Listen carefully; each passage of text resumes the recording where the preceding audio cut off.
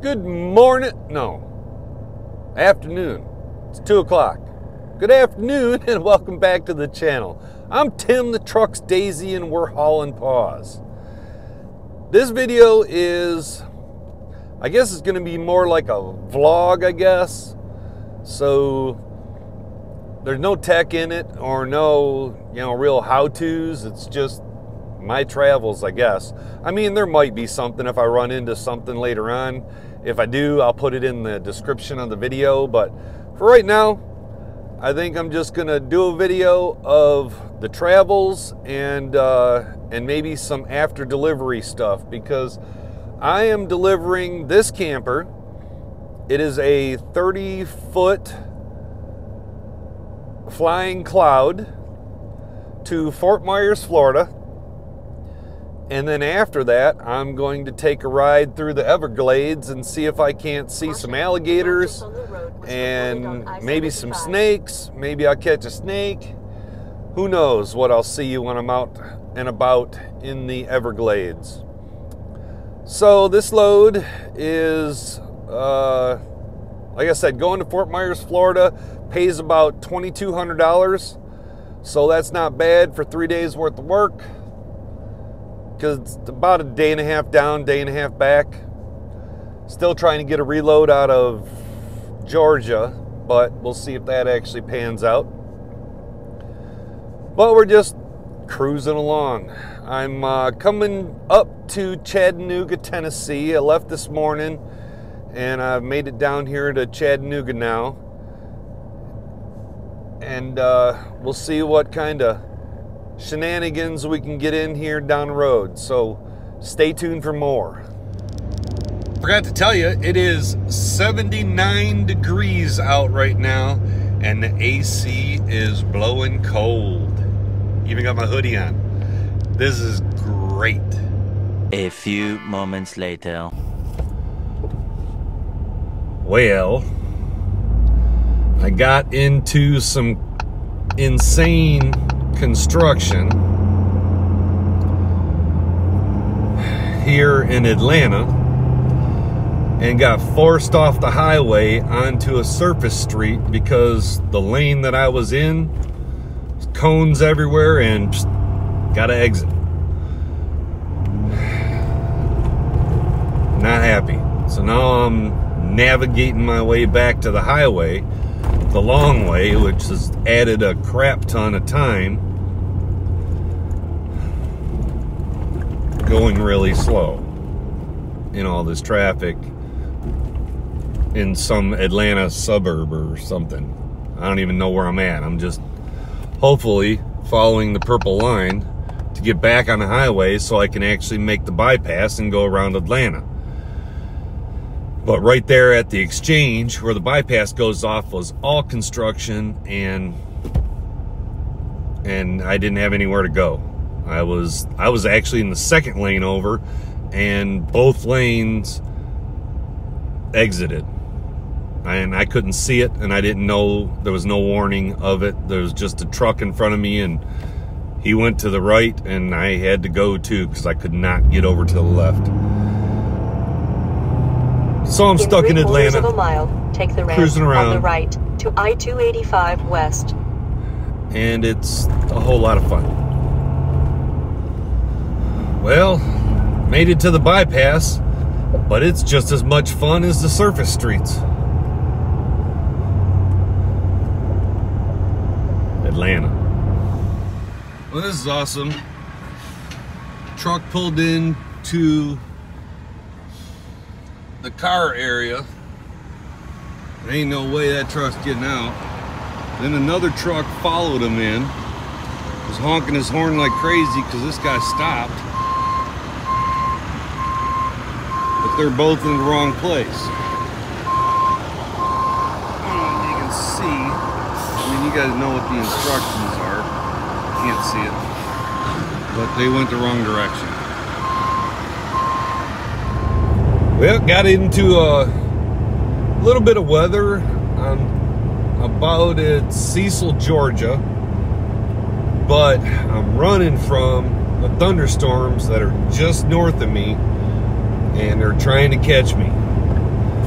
but hopefully I'll stay ahead of them and they won't catch me, and I'll just have this little bit of fog and a little bit of rain. Should be crossed into Florida in, I don't know, less than a half hour. Well, it'll be a little bit more next. I have to stop for fuel here in a bit. And then the big push to get to delivery in Fort Myers. I'm not looking forward to Tampa traffic. I tried to find a way to go around Tampa. It just seems to add a lot of time. But going through Tampa adds time too. So I still got to figure out what I'm going to do with that. If you got a better way to get around Tampa and not have to get stuck in the Tampa traffic. Every time I've gone through Tampa, it's been pretty bad. But if you got a better way to get around Tampa, then leave it in the comments so I can find a better way to get there. We'll check in later. Palm trees! I'm in Florida! Well, I'm delivering here in partly sunny Fort Myers, Florida at the North Trail RV Center. It's a balmy 91 here. And I've got this 30 RB Flying Cloud that I'm delivering. Now the Flying Cloud is the most popular model that Airstream offers. The RB stands for rear bedroom. And that's why it has a front door. When you have a front bed, the door's usually in the back. Well, here we are. We're on a back road in Big Cypress, which goes all through the Everglades. It's like a loop road. I'll put a map up of where it's at. It's off of, I think it's 41, and it loops out. It goes, I think it's 18 miles, and then it goes back out onto 41, closer to Miami, and then you can, if you come down here, you can actually just shoot that way. There's a pilot and you can stay the night. On both sides of the roads here, there is water. Inside there, you can't see it. It is pitch black in there, but there's water in there. We are in panther territory, poisonous snakes and alligators, and some cool birds and stuff that are out here. I don't know about turtles, if we'll see any turtles out here, but we're going to drive the back roads. The sun's getting ready to go down, and we're just going to kind of cruise down and see what we see while the sun's still up, and then when the sun goes down, then the fun starts. Then we'll get the spotlights out, we'll start shining these alligators and see what we see. Hopefully we'll come across some cool snakes, and who knows what else we'll find out here. Maybe a skunk ape. It's Florida's version of Bigfoot. So hey, if we're lucky, we'll see one of those.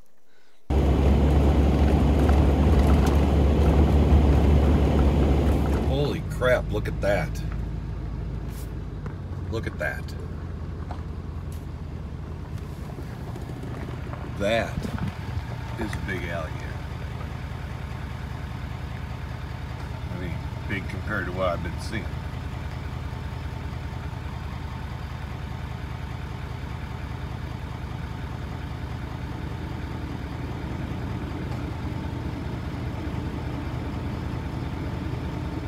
Some splashing over here, and can you see them? Those are garpike.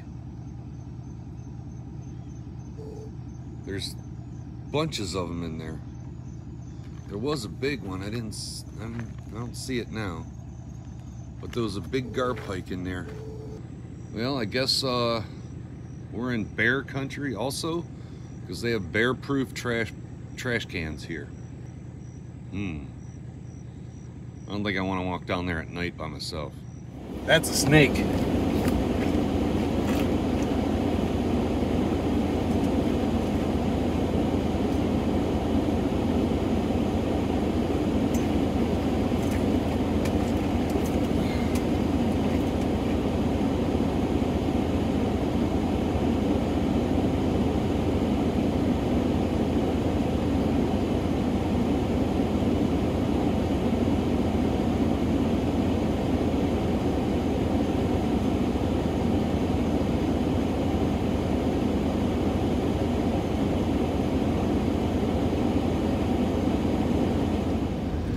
disappointed in myself with that snake.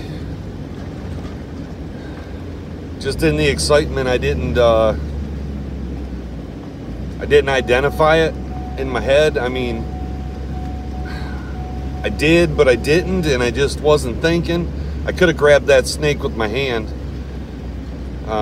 It was just a big eastern racer. I was hoping that it was an indigo, but wasn't. The indigos around here are pretty much extinct.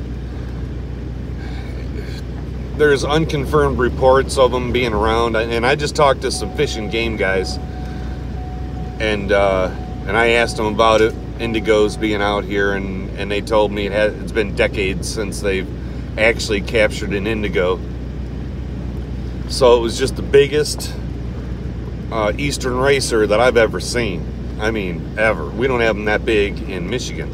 Well, take that back. Racers in Michigan are skinnier and longer. That was still a long snake, no doubt about it. But it had a really fat body. He did say it could have been a water snake, but it wasn't shiny enough to be a water snake, I don't think. So I'm pretty sure, and it was super fast on the land. So I'm pretty sure it was a racer. I also saw a cottonmouth. I wasn't able to get a hold of it because it was really small, maybe a foot. And I pulled up next to it and just saw it out of the corner of my eye out the window, and then backed up, and then it took off. I didn't get a chance to even try to get a picture of that one. But we'll keep rolling along down this road and see what we see. The fish and game guys that I just talked to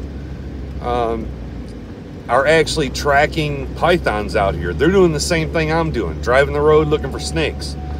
But they're looking for the invasive python. And they said that they have several of them tagged. Well, they have 3 tagged with GPS locators and accelerometers and a whole bunch of stuff. Different sensors inside the snake. He said even if they wanted to get away from us, they couldn't get away from us. And what they're doing with those is they tag them and then they release them. And then when it gets to breeding season, they track them, and then they can destroy the nests, the eggs of the snakes that pop out. And they try to get the breeders, or they try to get the female while it's full of eggs, because most of the ones that they're tagging are male. But they're out here trying to catch more pythons so they can tag those and put them into the scientific study thing that they're doing. Thought it was pretty interesting. Now the baby alligators I saw back there, I was worried about mama. They said you don't have to worry about that anymore. Those hatched out in September and they're fledged. He said mama's not watching them anymore because they're about a foot long and they're on their own. The water is really low. When the water starts getting low, the alligators retreat deeper into the cypress swamp. I have not spotted one yet, anywhere. A few moments later. We finally have an alligator sighting. Let's see. There he is.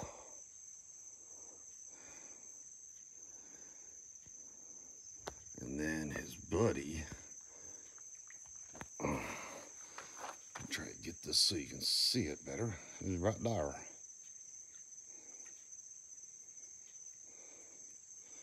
That one is probably 5 feet nose to tail. Oh, Jesus. Good God, dude. Chill. Scared the crap out of me. This one is a little shorter. Let's see what we got out there. I don't see much anything over there. All right, let's, okay. So there he is.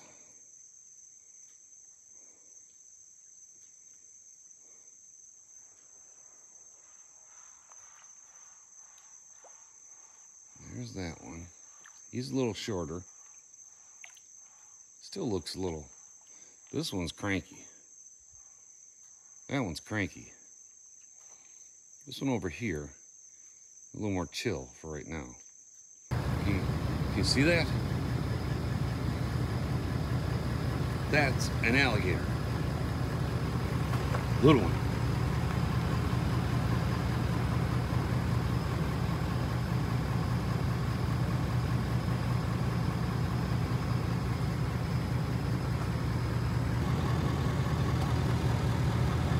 I see you.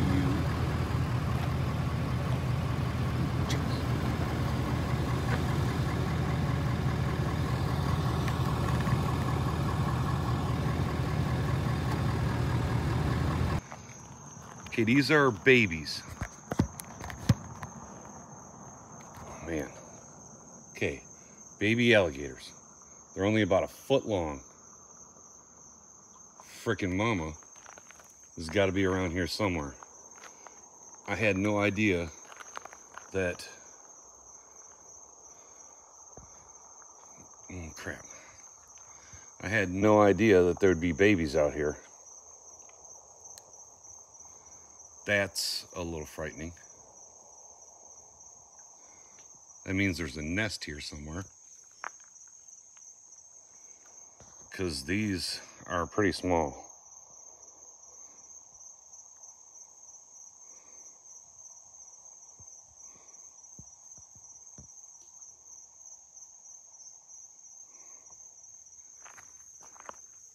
And there's a bunch of them.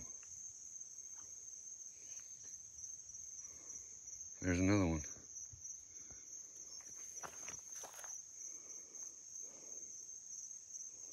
Where the heck is Mama?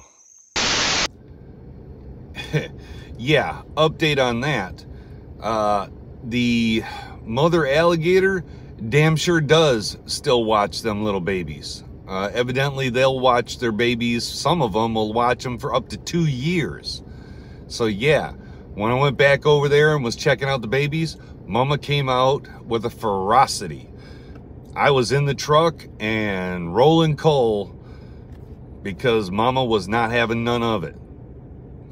So don't get your alligator trivia or information from snake biologists because they were not right. So that is a little bitty cottonmouth. He's just small. Let's see. But he can still bite you.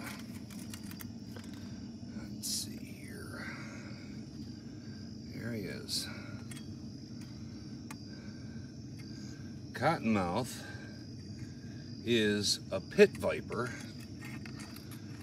and they get that name because they have heat sensing pits on their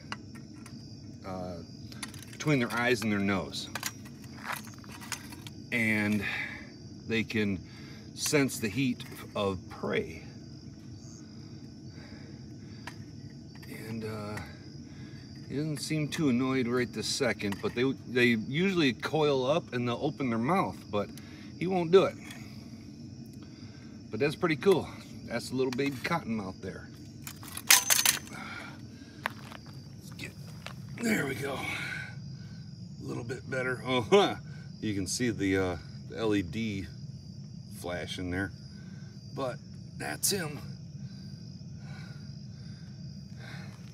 And then we got another creature here. Some kind of millipede or something. I don't know what the heck that is. It's about 2 inches long, 3 inches long, maybe. I mean, you see my hand in here. So, I mean, some kind of little creature. All right. So there you go, buddy. How you doing? Pretty neat looking snake.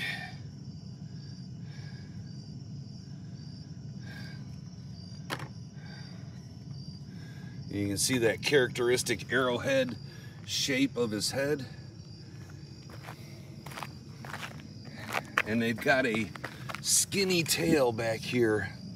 Bigger ones, when they feel threatened, they have a skinny tail back here. And the bigger ones, when they feel threatened, will shake that thing like a rattlesnake. But this is the everyday cottonmouth. Small one. Very small. All right, buddy. You gotta get off the road so I don't run you over. All right, there we go. All right, go over there and do your thing. Found one! All right, so now we're down the road. It's bedtime. I don't even know what time it is. I think it's like 11 o'clock. So, gotta go find a place to sleep. Some kind of bird. Just hanging out. Ooh, there. Some kind of bird just hanging out. Going around with a spotlight is freaky because you're like doody doody doody doody doody doody doo. Oh hey, how you doing?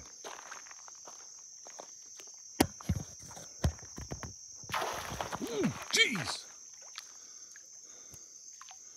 How you doing, pal?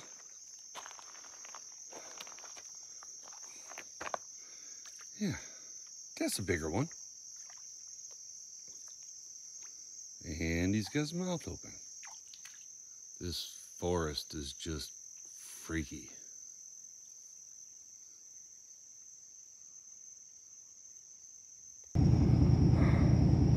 There it is. That's the money shot there.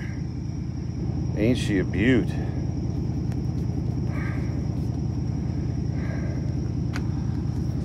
That's a good size one there.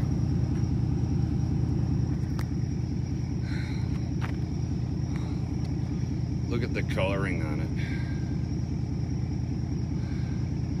And the little skinny tail. They wag that.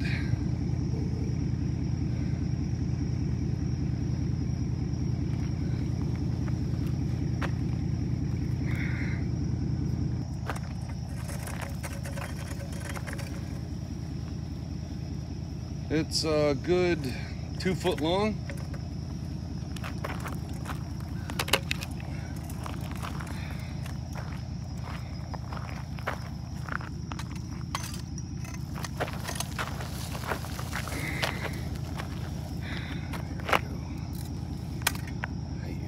Look at how big your head is.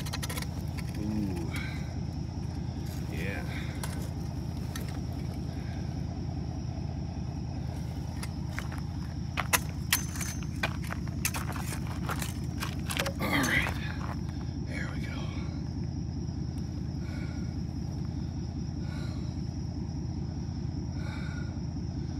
Okay. Woo! Finally got me a big one. All right, buddy. You now have to get out of the road.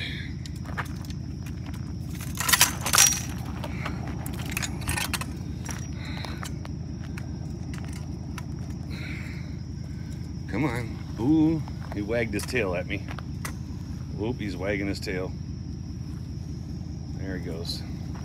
Get moving.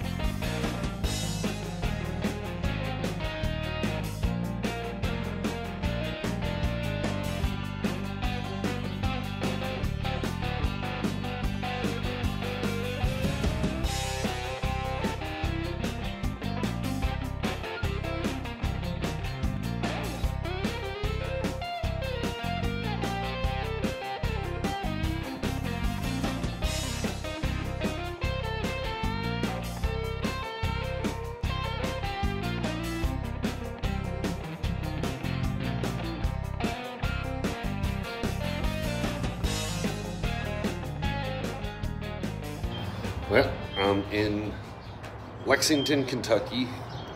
Gonna get a wash, get the Florida gunk off, and clean up my mess that happened here. It's not too bad right now, but back window, you can see it. Throw some pictures in here to show you what it was. Just another stupid one. I've only done it twice in 2.5 years, so not horrible, but time to get it washed up. Well, I guess that's the end of this video. I know it was totally disjointed, and I don't know, maybe it wasn't interesting. Maybe there was a couple of things interesting in there, but that was the trip down to Florida. I'm back in Indiana now, picking up this one, going to Westminster, California, which is west of LA, almost to the coast. So maybe I'll go down there and dip my toes in the ocean. I don't know, but we'll see. But I got to get this one hooked up and get on the road. So as always, have safe travels, and I hope to see you on the road.